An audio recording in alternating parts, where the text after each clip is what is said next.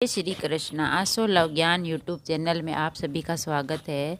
Friends, हम जानेंगे अमावस के अचूक उपाय। कब है माघ शीस अमावस्या? एक उपाय दूर करेगा परिवार के सारे कष्ट। तो माघ शीस अमावस कब है और इसके क्या अचूक उपाय है?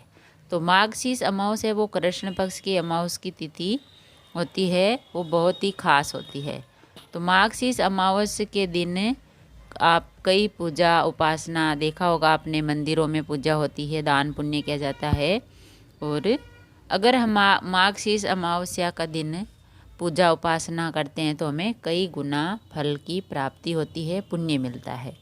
इसीलिए मार्गशीर्ष पूर्णिमा पर पवित्र यानी अमावस्या पर पवित्र नदी में स्नान करना, दान, पितरों के लिए तर्पण, श्राद्ध जरूर करें। भगवान कृष्ण के प्रिय महीने माघ शीस महीने की अमावस्या सारे कष्ट दूर करती है। अमावस्या के दिन भगवान कृष्ण की पूजा करने का भी बड़ा महत्व है।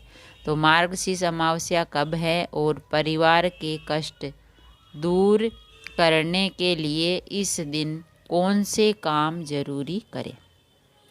तो मार्गशीर्ष अमावस्या है जो 12 दिसंबर को है।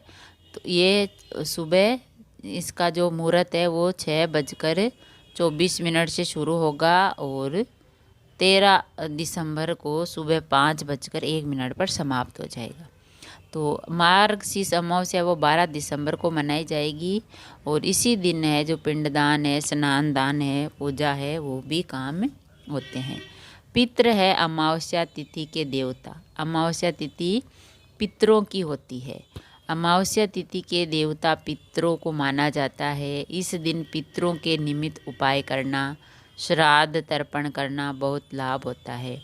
इससे पितर प्रसन्न होते हैं और परिवार को सुख समृद्धि का आशीर्वाद देते हैं। पितृदोष गरीबी, तरक्की और वंश वृद्धि में रुकावट डालता है। यह घर में झगड़े कलह कराता है। यदि घर में अक्सर झगड़े होते हैं, अशांति, तनाव रहता है, कोई ना कोई सदस्य हमेशा बीमार रहता है, विवाह योग्य युवक युवतियों की शादी नहीं हो रही है, वंश वृद्धि रुक गई है, तो मार्गशीर्ष अमावस्या के दिन पितरों के लिए श्राद्ध और तर्पण करें।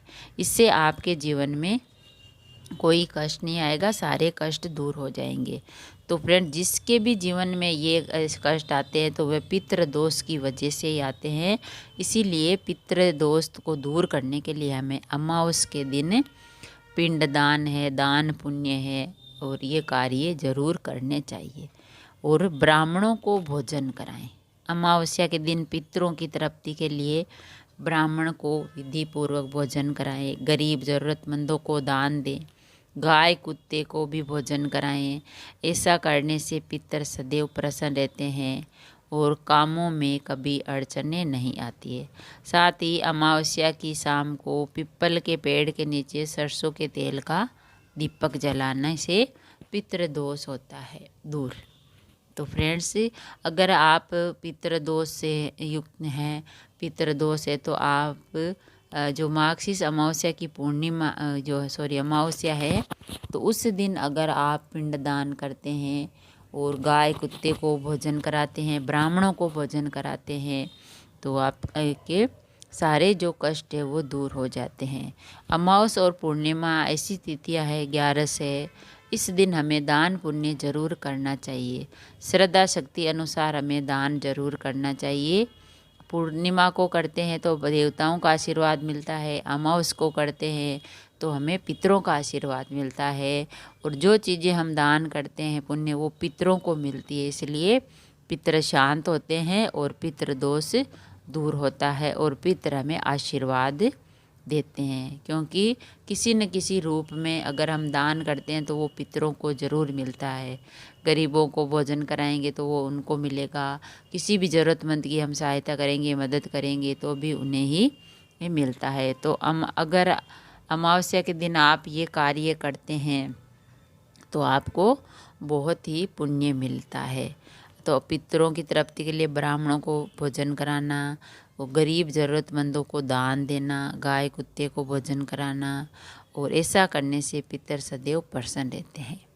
कि भगवान बस यही है कि आप जिसकी सहायता करोगे तो भगवान आपकी सहायता करेगा।